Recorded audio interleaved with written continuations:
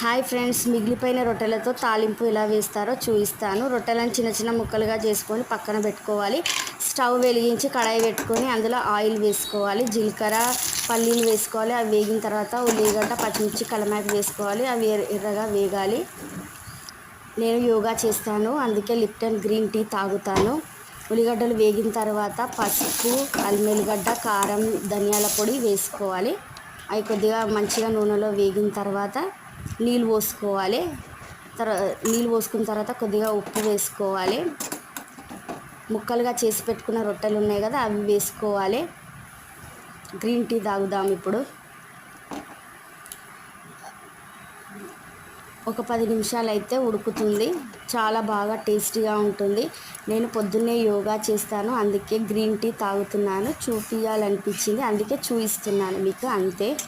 లాస్ట్లో కొత్తిమీర యాడ్ చేసుకోవాలి.